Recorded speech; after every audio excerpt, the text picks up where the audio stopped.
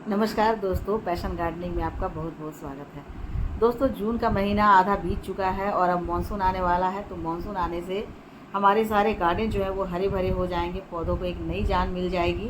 और अभी ही समय है बीजों को लगाने का, मतलब सब्जियों के बीज लगाने का, क्योंकि जैसे ही मानसून आएगा हमारे सब्जियों के बीज जो है बहुत तेज़ी से जर्मिनेट हो जाएंगे और तब उसमें बहुत अच्छी ग्रोथ होगी। और साथ ही साथ अगले मंथ से यानी कि जुलाई के मंथ से उनमें फ्रूट लगने लगेंगे, सब्जियां होने लगेगी। और जुलाई से लेकर के सितंबर तक आप सब्जियां ले सकते हैं।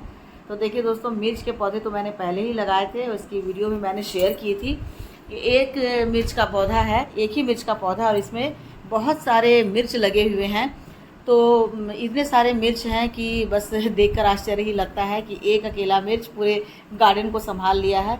उसके अलावे भी मैंने यहाँ पर पम्पकिन लगाया है, कुछ ब्रिंजल के पौधे लगाए हैं, और साथ ही साथ यहाँ पर लोबिया यानी कि बोड़ा लगा दिया है, लॉन्ग बीन और तोरी यानी कि नेनुआ लगा दिया है। और इसमें मैंने देखिए यहाँ पर भी मैंने ब्रिंजल लगाया, ब्रिंजल हो भी रहे हैं। तो अभी भी लगाने का समय है, अभी लगा देते हैं तो मानसून में पौधे बहुत तेज़ी से ग्रोथ करेंगे। देखिए, और यहाँ पर मैंने हल्दी भी लगा दिया। मुझे तो याद ही नहीं था कि मैंने यहाँ पर हल्दी लगाया है। जब इसके पत्ते निकले तो ध्यान आया कि मैं यहाँ पर हल्दी लगाई हूँ। जहाँ भी मुझे जगह मिलता है मैं वहाँ कोई ना कोई बीज डाल देती हूँ, जर्मिनेट होता है तो पता चलता है कि यहाँ पर मेरे ये बीज लगे हुए थे। तो दोस्तों, आप लगाइएगा तो ज़रूर उसमें ध्यान रखिएगा कि कहाँ पर आपने कौन सा बीज लगाया है। तो अभी आपके साथ बरसात यानी कि जून जुलाई में लगने वाले जो बीज होते हैं वो सब मैं लगाऊंगी। यहाँ पर देखिए मेरे पास नेनुआ है, उसके बाद लोबिया है, खीरा है, और ग्वार की फली है। साथ ही साथ देखिए मैंने यहाँ पर लिए हुए हैं कुछ भुट्टा के भी दाने हैं।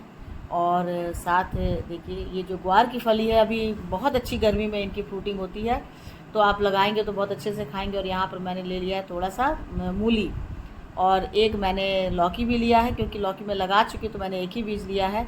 और साथ ही साथ मैंने चुकंदर भी ले लिए हैं। तो ये सारे अभी गर्मियों के बीज हैं जो लगा सकते हैं जून जुलाई में। और देखिए जून जुलाई में लगाने के लिए सबसे पहले कुछ की तो पौध करनी पड़ती है और कुछ डायरेक्ट ही आप लगाते। तो यहाँ पर ये जो मेरा एक ग्रो बैग है, इसमें मैंने पहले से ही मूली लगा रखा था। कुछ इसमें वीड्स निकल गए थे तो उन सबको मैं अलग कर रही हूँ। और यहाँ पर थोड़ा सा और मैं मूली लगा दूँगी, मूली के दाने डाल दूँगी। और साथ ही साथ यहाँ पर थोड़े से मैं डाल दूँगी जो चुकंदर होते हैं उनके भी बीज। तो दोनों मिल करके लगे रहेंगे। और इसमें मैं मूली के बीज थोड़ा ज़्यादा डाल दूँगी, क्योंकि जब इनके पत्ते ज़्यादा तेज हो जाएंगे तो उनमें से बहुत सारे पत्ते मैं साग के लिए निकाल लूँगी। और उसके बाद कुछ ही मूली के पौधे में रहने दूँगी। तो मूली और चुकंदर यहाँ लग जाएंगे। और यहाँ मेरे जो ग्रो बैग है देखिए मैंने खाली कर दिया है।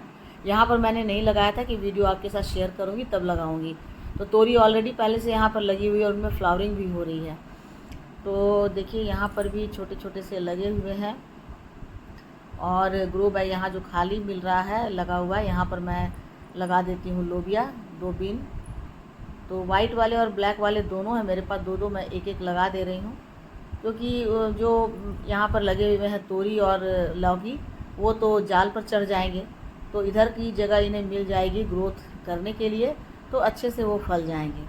तो इसलिए यहाँ पर दो मैंने लगा दिया। और अब मेरे पास भुट्टा के भी बीज हैं, तो भुट्टे के 2 बीज मैं लगा देती हूँ इस थर्मोकोल के बॉक्स में, क्योंकि थर्मोकोल के बॉक्स काफ़ी लंबे चौड़े गहरे होते हैं। और उसके बाद कुछ की जो हमें पौध करनी है वो मैं इसमें लगा रही हूँ। छोटे छोटे से जो चाय के कप होते हैं इसमें पौध करने के लिए, यानी कि सीडलिंग के लिए ये बहुत ही अच्छे होते हैं। तो इसमें मैं डालूँगी खीरा, नेनुआ, और उसके बाद ग्वार फली। तो उसके लिए मिट्टी कैसी बनानी है देखिए, मैंने थोड़ा सा इसमें लिया है लीफ कंपोस्ट जो मैं घर में बनाई थी, और साथ ही साथ वर्मी कंपोस्ट, और थोड़ी सी राख मैंने ले ली है, क्योंकि राख में बहुत ही अच्छी मात्रा में फास्फोरस, कैल्शियम होता है। और साथ ही साथ ये बहुत अच्छे फंगिसाइड भी होते हैं। तो इनमें और लीफ कंपोस्ट में कोई भी जो बीज होता है वो बहुत अच्छे से जर्मिनेट होते हैं। तो इसलिए ये पोरस होते हैं, हल्के होते हैं, इनमें बहुत सारे न्यूट्रिएंट्स होते हैं, तो इसलिए बीज इसमें कभी भी फेल नहीं होता है। और छोटे छोटे से कप में इन सारे के मिक्सचर को मिला करके मैं डाल दे रही हूँ। और एक एक करके सब मैं बीज इसमें डालूँगी अभी। तो सीडलिंग करने के लिए 2 चीज़ें बहुत ही ज़्यादा ज़रूरी होती है, एक तो पॉट साइज़ और दूसरा होता है सॉइल मिक्स, यानी किस तरह के सॉइल में लगा रहे हैं। देखिए इसमें राख है और राख के साथ साथ इसमें चारकोल के छोटे छोटे से टुकड़े भी हैं। तो जब भी एक्सेस वाटर होगा वो उसे अपने आप में सोख लेंगे, एब्जॉर्ब कर लेंगे, तो उससे हमारे जो बीज है वो ख़राब नहीं होंगे। राख के कारण इसमें फंगिसाइड भी हो गया, तो इससे भी फंगस नहीं लगेगा। और जो लीफ कंपोस्ट है वो बहुत ज़्यादा न्यूट्रिएंट से भरे होते हैं और पोरस भी होते हैं, तो उसमें किसी भी सीड के जर्मिनेट होने के 100% चांसेस होते हैं। तो मैंने दो डाल दिया है, एक बीज ख़राब भी हो तो दूसरा तो अच्छे से जर्मिनेट हो ही जाए। तो दोस्तों, जब भी आप बीज लगाते हैं तो कभी भी एक बीज मत लगाइए, 2-3 ज़रूर लगा दीजिए, क्योंकि हो सकता है उसमें से कोई एक बीज बहुत हेल्दी हो और कोई थोड़ा कमज़ोर भी हो। तो इन सारे बीजों को इस तरह से छोटे छोटे से इसमें लगा दीजिए। और पौध करने के लिए तो यही है, मैंने मिर्च के भी पौध किए हुए हैं और साथ ही साथ मैंने टमाटो के भी पौध की हुई है। और बड़े बड़े जो ग्लास होते हैं उसमें भी आप लगा सकते हैं, उसमें 2-3 बीज डाल दीजिए इसी तरह से। तो उसके बाद ऊपर से थोड़ी थोड़ी सी मिट्टी डाल करके उसके बाद उनमें वाटरिंग कर देना है। और वाटरिंग करने के बाद इन सभी को शेड वाली जगह में 10 दिन रखना है। तो 10 दिन के अंदर इनकी बहुत अच्छी से जर्मिनेशन हो जाती है। और कोई भी वेजिटेबल लगाने के लिए ये ध्यान रखना पड़ता है कि किस पॉट में आप लगा रहे हैं, क्योंकि सब्जियां जो होती हैं उन्हें ज़्यादा मिट्टी चाहिए, ज़्यादा गहराई चाहिए। खासकर जो बेल वर्गीय यानी कि जो लते वाली सब्जियां होती हैं उनको तो ज़्यादा मिट्टी चाहिए और उनके कंटेनर बड़े चाहिए। तो आप बड़े बड़े से ग्रो बैग में भी लगा सकते हैं। आप थर्मोकोल के बॉक्स जो होते हैं वो सब्जियों के लिए बेस्ट होते हैं, क्योंकि उनकी चौड़ाई, लंबाई, गहराई बहुत ज़्यादा होती है। तो इसलिए मैंने पम्पकिन और तोरी और साथ ही साथ लौकी मैंने उसी में लगाया है। और यहाँ जो मैंने लगा दिए थे सारे बीज, उस पर मैं ऊपर से डाल दे रही हूँ थोड़ी सी ये खाद। जो मेरे किचन से बने हुए, किचन जो वेस्ट है उनसे बने होते हैं, तो वो मिट्टी से वो ढक देंगे। देखिए मैंने यहाँ पर सीडलिंग की है टोमेटो की। तो इसी तरह से आप भी घर में भी टोमेटो काट करके और जो मार्केट से लाते हैं और इसी तरह से एक एक टुकड़ा डाल देते हैं तो उससे सीडलिंग हो जाती है। देखिए इस तरह से मैंने तैयार किए थे और अब तो कुछ टोमेटो में मेरे फ्लावर भी आने लगे हैं और बस 10 दिन के अंदर इनमें बहुत अच्छे से टोमेटो लग जाएंगे। उसके बाद अभी जो समय है वो हल्दी और अदरक लगाने का भी बहुत अच्छा समय है। ये गर्मी में ही लगते हैं, तो अभी आप इन्हें लगा देते हैं तो 6-7 महीने का ये समय लेते हैं। तो आप लगा कर भूल जाइए और इसे किसी किनारे जगह पर रख दीजिए ताकि ये हल्दी और अदरक अपने आप से तैयार होते रहें। तो इसे या तो पहले से आप इनकी जो आप अंकुरन हो गया है तो वैसे करके भी लगा सकते हैं। देखिए मैंने लगा दिया था इसमें छोटे छोटे ग्लास में, तो ये मेरे से ही टूट गया है। तो ग्लास में लगा दिया था मैंने, तो अभी देखिए कितने अच्छे से जर्मिनेट हो गए हैं। और अब मैं इसमें शिफ्ट करूँगी।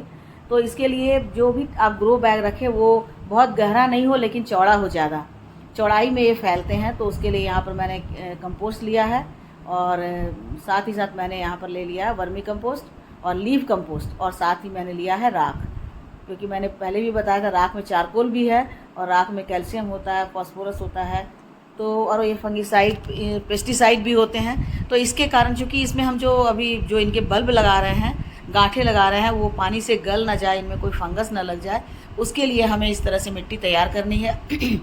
और मैंने पहले ही मिट्टी तैयार कर रखा था, लेकिन आपको दिखलाने के लिए मैंने ऊपर से थोड़ा सा और डाल दिया। ऊपर नीचे करके हमें मिट्टी को अच्छे तरह से मिला लेना है और इन सारी गांठों को इस तरह से बैठा देना है।